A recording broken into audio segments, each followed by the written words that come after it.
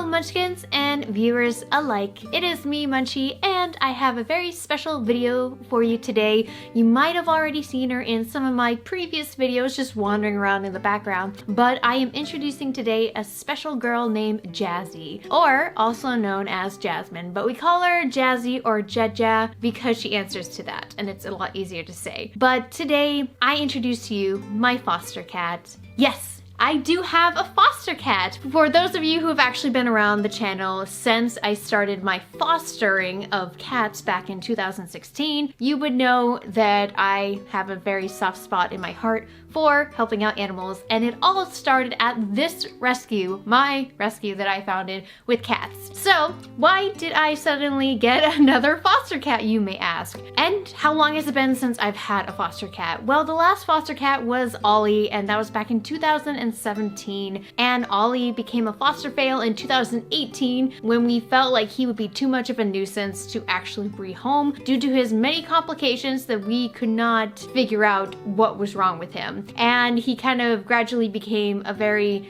big part of my life. He is my boy, he is my handsome boy, he is such a good boy, but we're not talking about him today in this video. I haven't fostered cats in 2 years. And unfortunately this year I had a lot of loss in my life, my personal life. I lost my father this year, and I also lost Dotty, which is our senior cat, my mom's cat, that used to also be one of our fosters before Dotty was adopted by my mother. At the time, my mother had just lost her cat, which was our Mauser, and she wanted to adopt a senior cat, which was Dotty, and we had Dotty at the time, but unfortunately Dotty did pass away this year back in March. So of course, come April with the pandemic, because I hopefully you didn't detect what I just said there. I'm trying to, you know, the candles and the batteries. Remember guys, that little pep talk in the beginning on one of my other Munchie Talk videos? Well, anyways, because that started happening around the time, I saw so many people saying that they had to get rid of their pets because of a move, because of no funds, because they couldn't afford to keep their apartment where they live, etc, etc. So I decided that since we just lost a cat and we still had room in our heart to nurture and care for a cat, I would take on another cat as a foster cat. And I have actually been itching to want to foster another cat and to just relive that experience, because that's how it all started before transitioning over to small animals. Don't get me wrong, I love my hamsters, gerbils, and mice that I care for, but there has been so many losses and deaths and a lot going on at the rescue where I just want something more simplistic like all my other fur babies in the home. So I went and found a little girl on Craigslist, and her ad was kind of unfortunate and it was cut pretty short, but they were basically saying that they had 4 cats total, and she was the oldest out of the whole bunch, and she was 7 years old and she had to be rehomed. And when I inquired, they had told me that 3 out of the 4 cats had already been rehomed. Of course, you know, the youngest ones got rehomed first before the old senior gal, which she is technically considered a senior. I think either it's 7 or 8. Of course, I had to make sure that this cat was compatible with other cats. Even though the ad listed that there was 4 cats total, I had to make sure that she got along with cats. And they told me she gets along great with other cats and gets along well with their kids. Yay! Okay, you can probably hear the sarcasm in my voice, but this is the story of Jazzy, so I must tell you like I feel, you know? Because it's my personal experience. Anyways, she was listed as free to a good home, which of course, no, don't ever do. There is people which feed kittens and cats to their reptiles. Yes, you heard me right. There's people that grab Craigslist animals and torture them because they're psychopaths, and we gotta be aware that if they do it to animals, they could do it to humans, and you really should not be listing free to good home and not even questioning the person. I mean, technically, even if you question somebody, they could still be making stuff up. So there's the dog fighting situation where they use live bait, which could be a plethora of animals, which is unfortunate. That's why you don't list free to good home. There is labs that like pulling free to good home animals off of the internet. However, there's really no lab testing around here that I am aware of. So I don't think in my area I have much to worry about, but you never know. And then of course the 4th one, which is one of the most recent ones I've seen being brought up, and I actually reshared it on my rescues page, was somebody looking for kittens because they wanted to feed live kittens to their boa. There's people out there like that, ladies and gentlemen, and that's why I make these videos and try to inform you guys of things that are out there. So Jazzy was listed as a free to good home cat. I asked a lot of questions. They didn't really personally ask me a lot of questions. They just told me, wow, you sound very knowledgeable. But I did touch on some topics that I really want to make sure of. I asked where they originally got her from, which it turns out they originally got her from Seattle Humane Society. In the past, you guys have heard me kind of criticize them while also give them positive feedback. I've had mixed experiences with them and their staff and volunteer of the past, but that is in the past. That is not currently the future. And what Seattle Humane is right now as it stands, I still support them just because they've done a lot of good, and we've donated recently donations to their shelter on cat and dog food. So that is something that I just want people to be aware of, that yes, I had bad experiences personally when I was trying to adopt animals. So it's just kind of like this dilemma of like, oh, you did me wrong, but also you're still a very good rescue and you have a wonderful, beautiful cat room, and we applaud you for trying to do better for these animals. So just want to say that. But she came there originally, and she was actually at the rescue around the same time I got my cat, Babushka, aka Babs, because we don't call him Babushka anymore. But at the time that I actually got Babs from Seattle Humane Society, Jazzy was most likely there waiting to be adopted, or was not there yet, but most likely she could have been there. It's a possibility. She would have been 1 year old. So she had been with the family for 6 years. Jeez, that seems like a lot to then have to say bye-bye to her. But I didn't question further about where they were moving to, how come they couldn't take her. It's just during the pandemic, hardships, they had to move, they had to get rid of their animals. I do believe that they were on a time crunch. However, I really feel like if you guys have planned for a move, then you would be able to think far out when it comes to having to rehome your animals. But in this situation, it's the pandemic. They might have had to be like, whoa, we have to bail now. Unfortunately, we need to find homes for these poor animals because we are not able to provide for them and to take them along with us. So whatever the circumstances was, that's what it was. So when we picked up Jazzy, she was very calm in the car, which made me feel like she liked the car ride, but after bringing her to the vets a couple times, no, she don't like car rides. She's silent because she's nervous. So no, she doesn't find it fun at all. So when we brought her home, she was very curious and she was checking out the room and everything, but she was also nervous. So she was nervous, curious, if that's even a thing that you guys can picture in your heads. But with her, she was very friendly. She would constantly beg for pats. But the problem was she got overstimulated constantly. And the worst part is she had sharp claws and would bite and slash at you. So unfortunately, she was very rough in the very first month of trying to foster her. And we did not know if she would settle down after a while, but of course with all cats, you really cannot say 1 month and everything's good. You have to wait months. We've had Jazzy for 4 months, and we have seen that from month 1, she's completely different than month 4. With her, she was just feisty. She just got overstimulated constantly. She would bite first, swipe later, not swipe first and bite later. So there was a lot of bite marks, and yes, she did make me bleed, but of course she had her shots because on day 1, I asked for paperwork during the meeting and they did not have it. So I had to go and get her updated rabies and shots to make sure that she is up to date before we decide to rehome her in the future. And to check out if she had a microchip, which they of course did not provide the information, so we had to find it out ourselves. And her new owners will have to register with the registered chip company that number is associated with. So for Jazzy, she got the special treatment.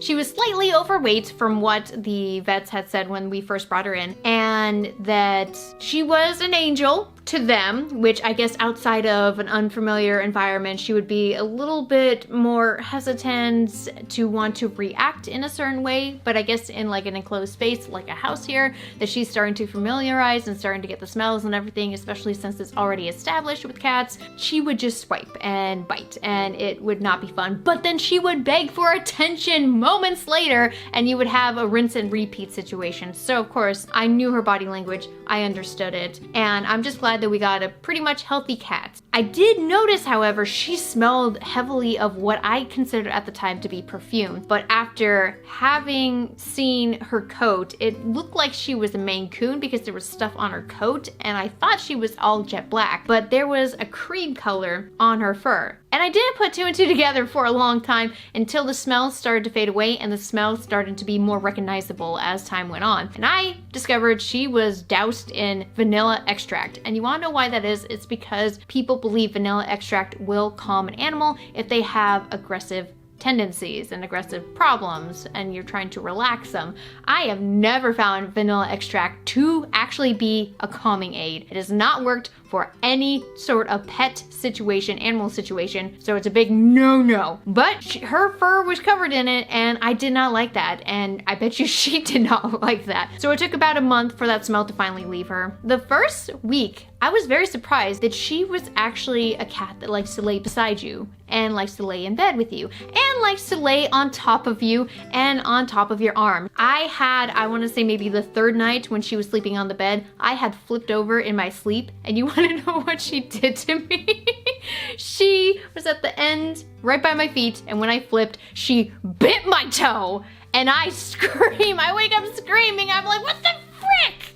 And it was her getting upset because I had moved and it made her uncomfortable. That's how far off we were. And as time went on, she got a little bit more laxed and she got comfortable in this room here, because you want to start cats out in one room first and then gradually introduce them to the rest of the house. Now, when it came time to swapping scents, we were swapping scents every single day for several weeks. And then we made sure that we put a gate up so she can introduce herself to the other cats. But there's a big problem with that. She is terrified, horribly terrified of other cats in the home. Now she's used to them. She doesn't still tolerate them. They do not behave around her at all either. They see her as prey and they don't like her, and she kind of brings that on. She's very dramatic when it comes to screaming. So when we tried to do the swapping scents and introduce her to the other cats, she just did not want anything to do with them. And even though the family said that she gets along well with their cats, you could tell in the beginning that there was something very off with her. When you would go to place your hand out for her, because sometimes she would headbutt it, you know? When you place your hand over her head, sometimes she will go and attack it or latch onto it. And when you start using your tone like ow or like or just something negative like no, no, no, you know, that negative tone, the positive, oh good girl, oh good, no, no, no, you can tell. And animals can tell that shift in tone too. So when I started to say, no, don't do that, she reacted very heavily to that. She did not like that tone. She doesn't like disciplined tone. So in order to combat that, because once she heard negative tone, she would be more reactive to it, which is a bad thing. It's just, you gotta cancel that out. You gotta try to get that out of your head, that you gotta not be using those bad tones, especially with feisty animals like this. You want her to just back off. You don't want to say anything. If she bites you, you go, okay, I'm walking away. You know, I'm not gonna say anything. I'm not gonna react to it, because that's the thing. If you react, then she's gonna react to you reacting to her reacting. It's just, yeah, it's just a mess. But with her, I could not use negative tones. Like with my other animals, if they did something naughty, like get on the counter, and they know they're not supposed to be on the counter, they don't just come attack me from across the room because they heard a negative tone. They understand get off the counter means get off the counter. But with Jazzy, a no means you can't even say that with her or she will react. So positive reinforcement with just don't touch it, leave it alone, and eventually she'll get it in her head that she doesn't have to respond and she doesn't have to react. So after 4 months of doing that method, I can tell you right now, it has responded very nicely. So unfortunately, she still can react. And even to this day, though she's very nice and very gentle now, she can still bite and she can still swipe. And I will forever have this lovely, I don't know if you can see because I'm so pale, but there's this lovely scar right here that I believe will scratch right now, but it looks like it's turned into a scar and I can clearly see it still being right there. And I have a scar right up here from Finn, when he was in the first few months of us having him and him being very, I want to say, untamable, because he was very skittish. He came from outdoor colonies, so of course adjusting to a life inside of a house with other cats and humans, he was very timid and scared of humans. So I got a scratch from him from trying to pick him up for nail trimmings that failed and backfired. This was a failed attempt of Jazzy with nail trimmings. Failed and backfired. But anyways, I get to have this scar here to remind myself of her, because I will will miss her. She is very chatty. She's squeaky. She's very, very squeaky. Oh my gosh. And she's just like, kind of sounds like a freaking chicken maybe. I love her dearly, but with other cats, it's just the biggest no-no. But the whole situation about her not liking you or reacting to you, especially with the negative tone, I have a weird feeling like she was not treated appropriately at her old home. And when they said that she gets along great with their kids, I'm thinking 13 under. That's usually the range of kids. It's like anywhere from, because toddler I think is all the way up until like 4 to 5 years old. So I want to say their kids were anywhere from 6 to 13 years old. And when I'm thinking of kids, I just kind of gravitate towards like thinking of 6, 7, 8-year-olds. Not so sure why, but they didn't tell me the ages of their kids. But hearing that she is okay with their children makes me seem like, no, if she reacts heavily to me, if she latches on to me, if she attacks me, if she reacts to no, no, no and negative tones, that doesn't, and especially with the patting and stuff, like it's not just overstimulated, because if you overstimulate her, it's usually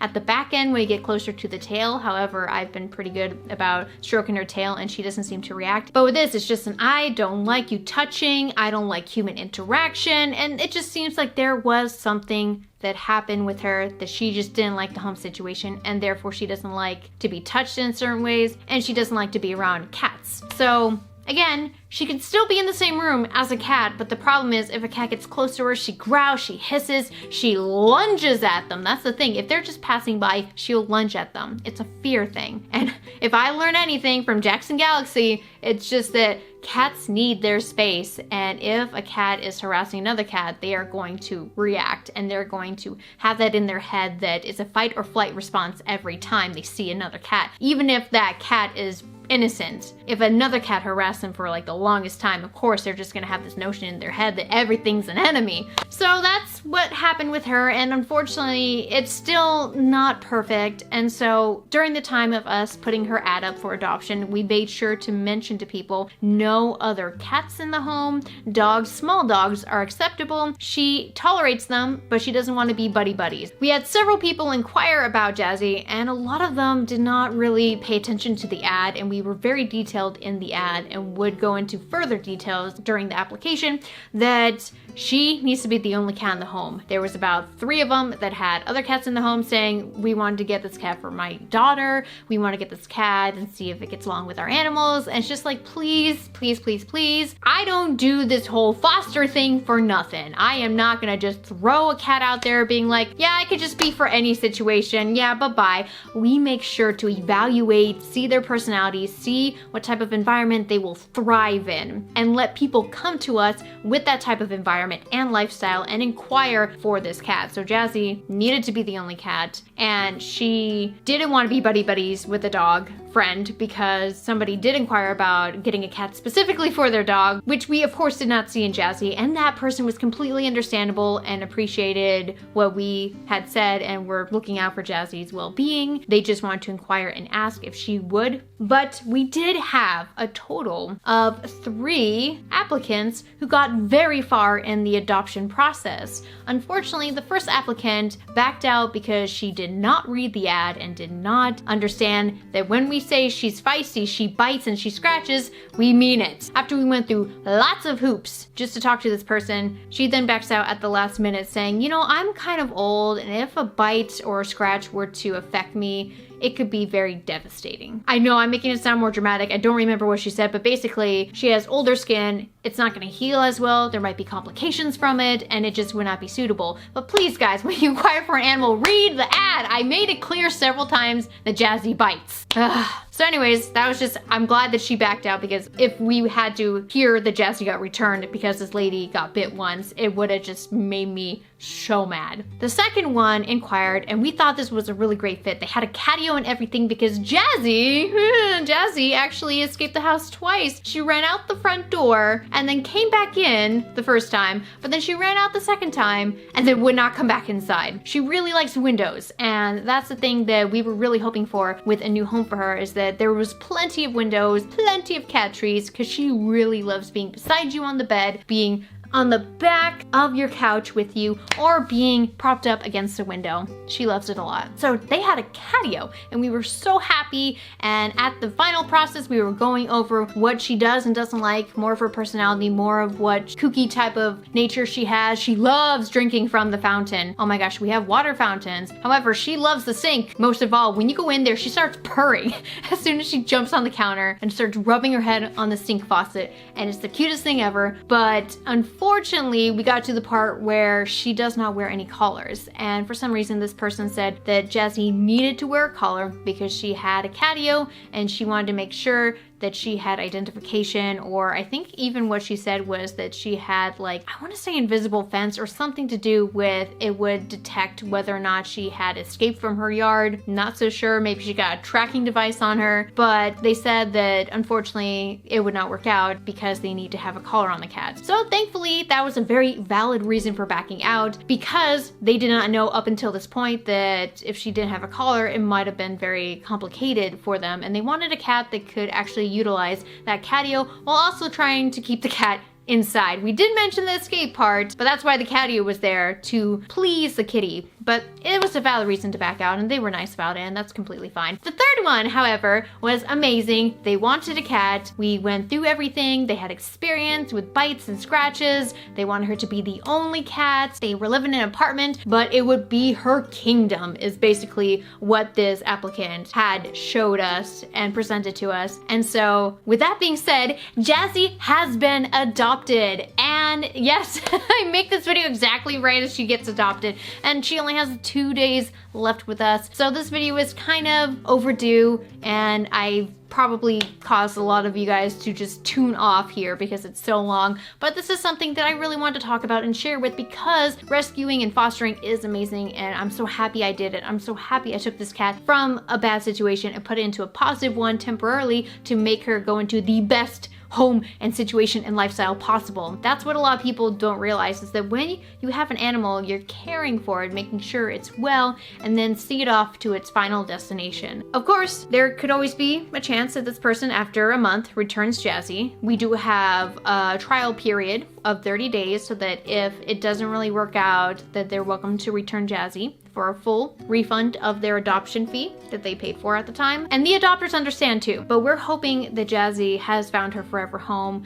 and we did explain each month what she went through. We did month 1, month 2, month 3, month 4, and explained that during the first month you're gonna probably see all of what she did to us with you. But it might be a little bit better because she would be the only animal of the home, so there's not that already established smell in the home. It's just her getting used to her territory and all that stuff. And it just felt like a good fit. So crossing fingers that Jazzy will thrive in her new home, and I'm going to miss her so dearly. I'm gonna miss her jumping up on the counter, chatting away at me from across the room. She follows me like a freaking dog, which is amazing, but sometimes it's a little too overwhelming because every time I get up to use the restroom, she thinks I'm going to go and feed her or to give her water from the sink, even though we have water fountains. My gosh, Jazzy, you are such a spoiled girl. She's in the closet right now hiding underneath my clothes. She really likes this one box that I have in there that she squished the lid.